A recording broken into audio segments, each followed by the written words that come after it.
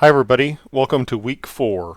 That's right, we're already on week 4. We're just about almost 25% of the way through the semester, and you're doing well so far. This week, the theme of the discussion is the environment, and it says SWOT/C analysis. You may have heard this term before of a SWOT analysis or a SWOC analysis. That stands for strengths, weaknesses, opportunities, and threats. And some people call threats challenges. Well, what is this? This is just another way of looking at an organization's environment. You know that we've already, in the course, focused on a couple things that affect the organization. We've talked about mandates. And you recall mandates are those things that an organization must do. And there are formal and informal mandates, but an organization has to understand that list of things that it must do. And then this past week, we talked about stakeholders, and we couched our discussion of stakeholders in terms of their interest and their power. And I had you do this power interest grid for Omaha Metro, the bus company. And then this week, we're going to talk about the organization's environment. And the way we're going to approach the environment is by doing this exercise called a SWOT or a SWOC. Now, all three of these things, mandates, stakeholders, and the environment, the internal and external environment, these are things that an organization has to understand. In terms of strategic planning, we say that an organization has to understand its environment before it embarks on a strategic plan. But really, I would argue, and others would argue too, that just in terms of strategic management and strategic thinking, an organization really has to be in touch with its environment all the time, constantly, or else it's going to probably not really succeed. So let's move right into it. Okay, for just 2 slides here, I want to talk about this power interest grid. These 2 charts came from a previous class when I had a class do power interest grids. And I just want to show you 2 slides to emphasize this fact that when you're looking at stakeholders, it's really not cut and dried. It's not always easy to understand the relationships between the stakeholders themselves and the relationship between the organization and the stakeholders. Take a look at this slide. This slide lists the mayor of Omaha as a player. Well, that makes sense. The mayor of Omaha, she is in charge of the city, and she helps determine some of the budget of Omaha Metro along with the council. That's not where all the budget comes from. If you read their website, you realize they have other grants. But the mayor has this influence, and she has a position of influence in the city. She's the elected mayor along with the council.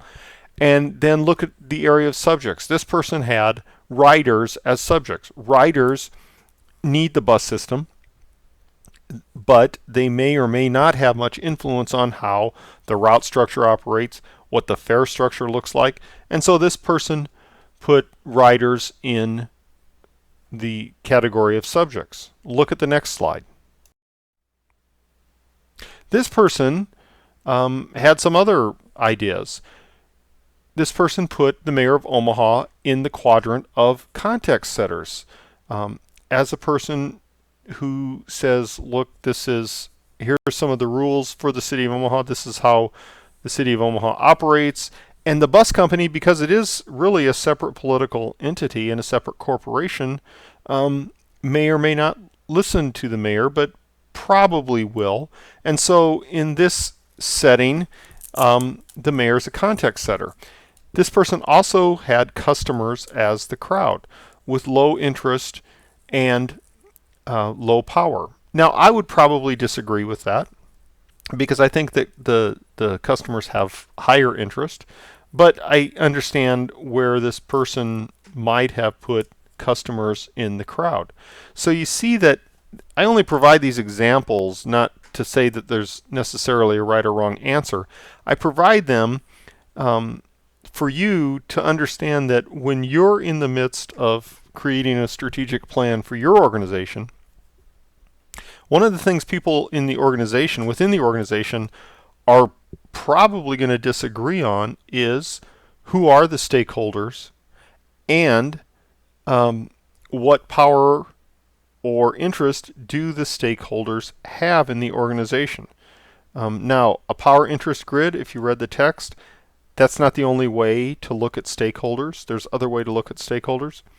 But the point is, when you're engaged in a strategic plan, it's probably going to be unproductive for just one person within the organization to come up with a list of stakeholders. And that's why we did this virtual brainstorming exercise this week, because if you're in the midst of a strategic plan within your organization, that's probably one of the ways you're going to approach the identification of stakeholders.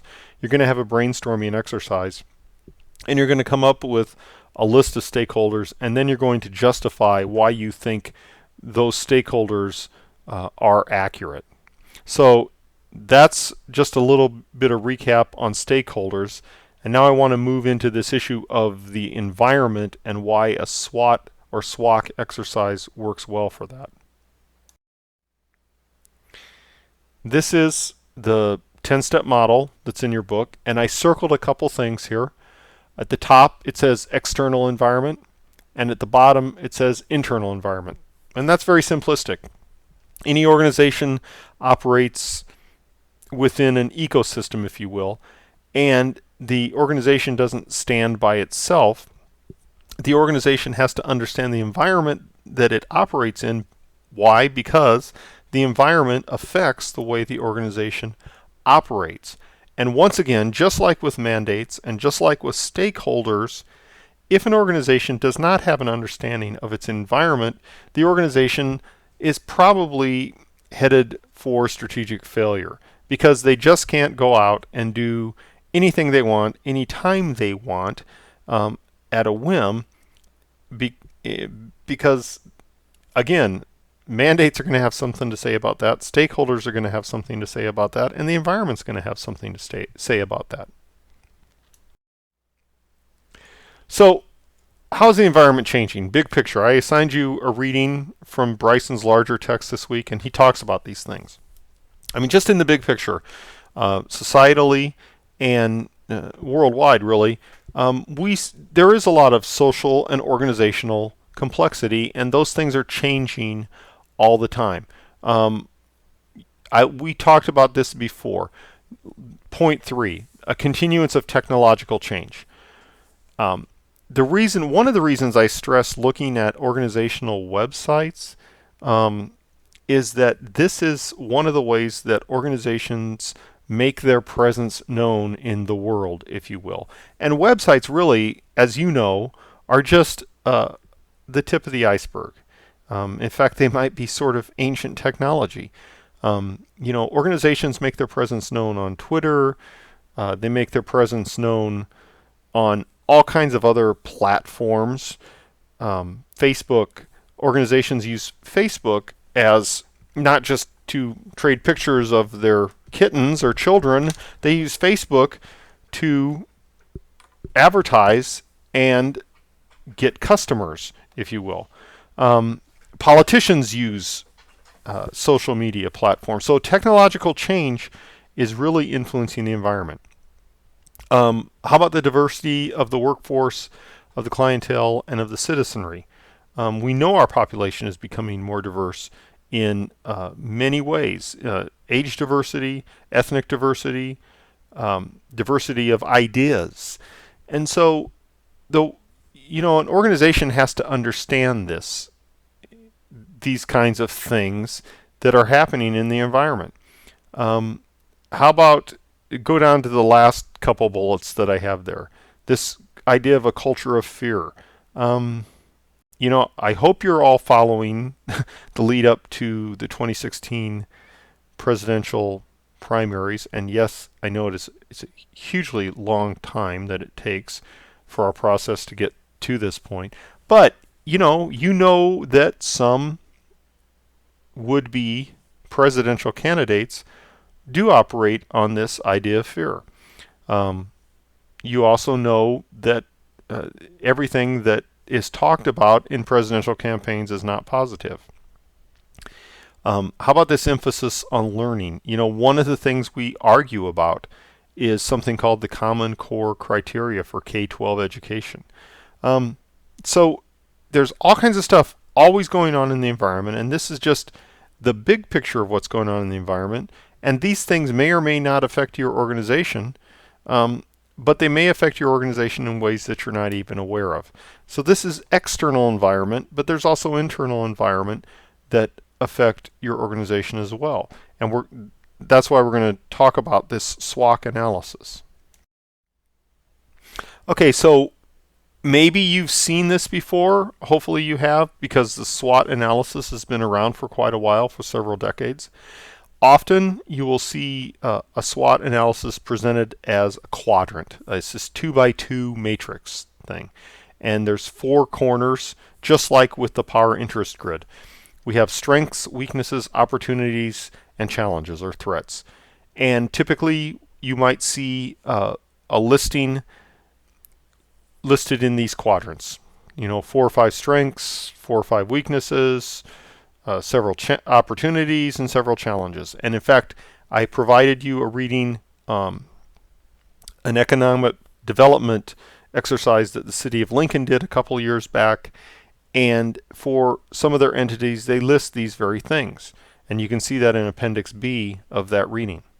But what are these things really, and how do they relate to each other? Well, I drew these arrows on here to just give you an idea of how these things relate to each other. First of all, let's talk about strengths and weaknesses.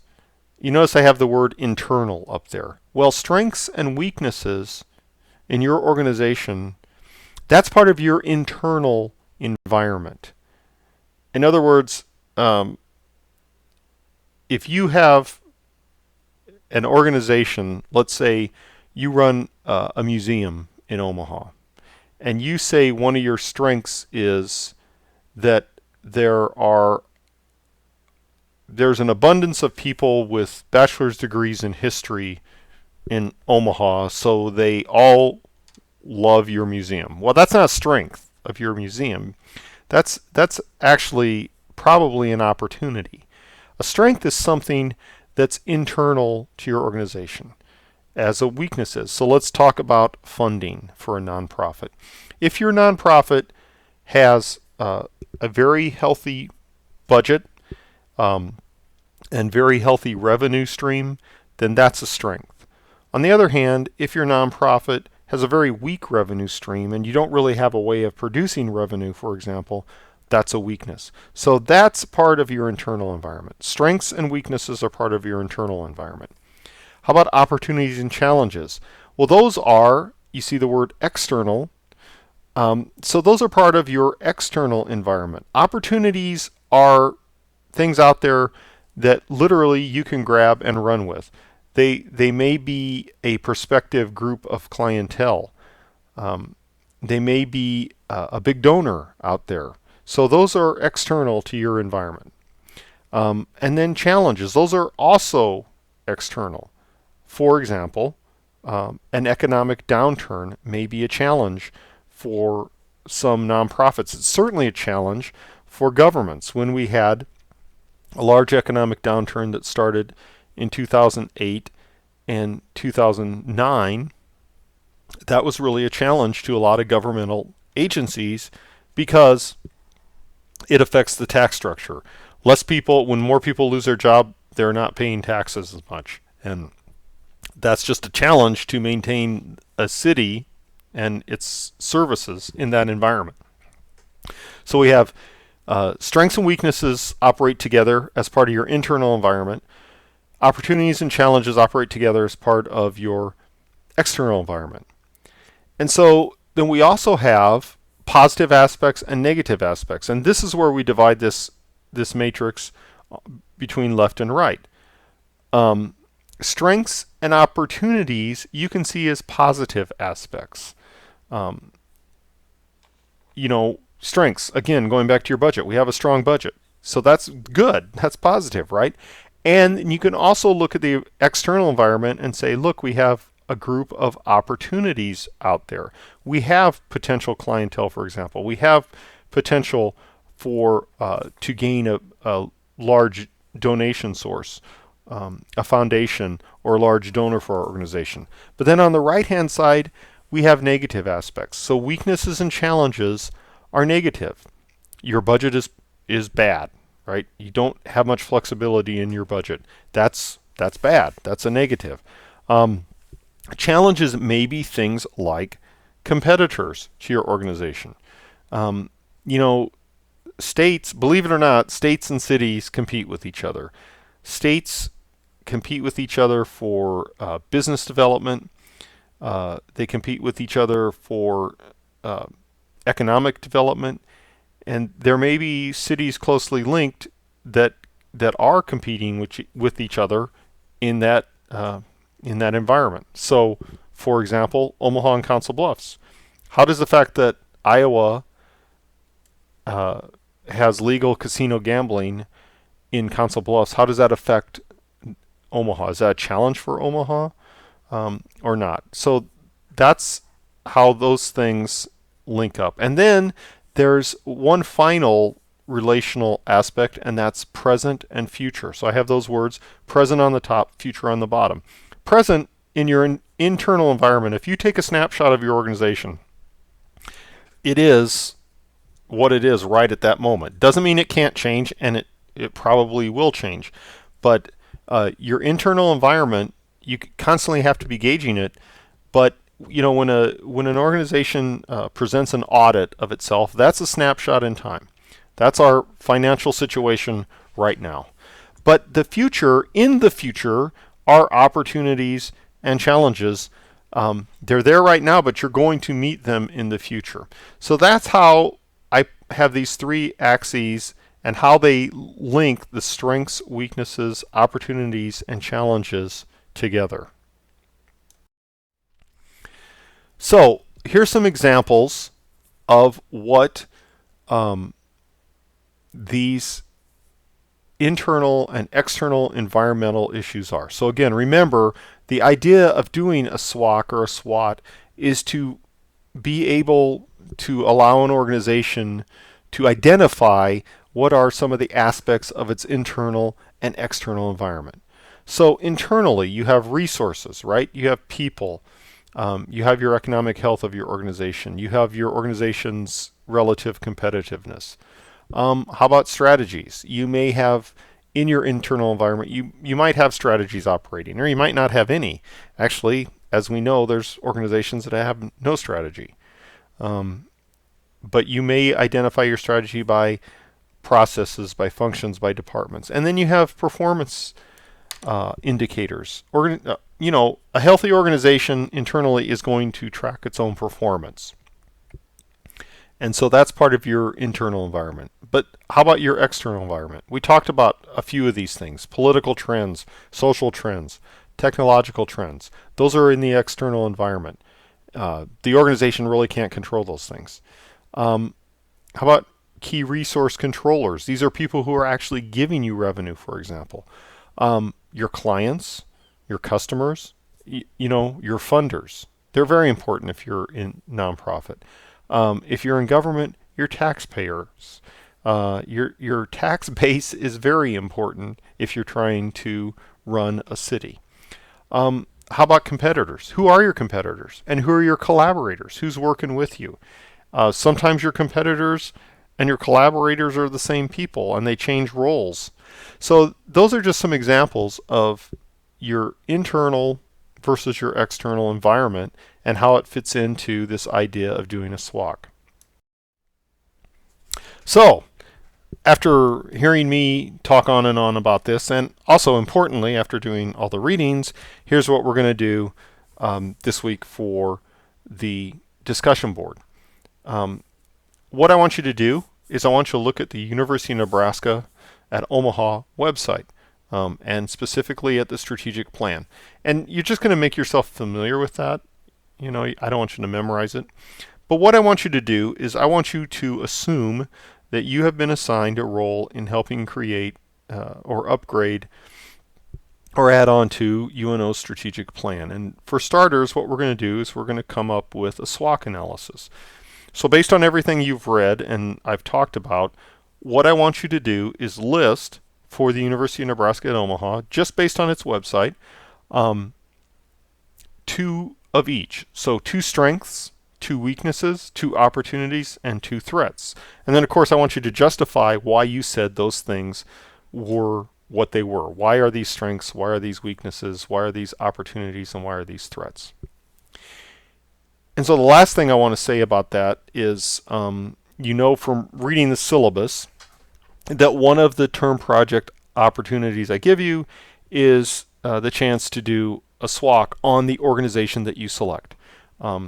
That's a good term project. The reason I selected it is because it's a very practical project that people can do. Because again, as we know, not all organizations have really done this and to understand their environment. So here's where we're at right now. Actually, by the time you're viewing this, you maybe have already turned in your term project proposal that was due on the 12th. And that's your suggestion to me on what you're going to do as your term project. And coming up in week 5, I'm going to give everybody the opportunity to talk a little bit about the organization they're studying and why. And that's going to be the theme of week 5.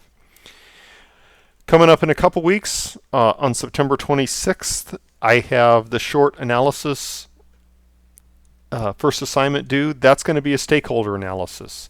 And so what you learned in week 3, you're going to apply in this short analysis paper that's due the 26th. You're going to do a stakeholder analysis for that project.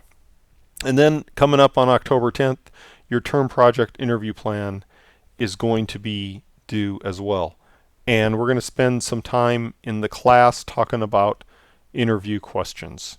And then following that, there's 3 more written assignments having to do with the term project.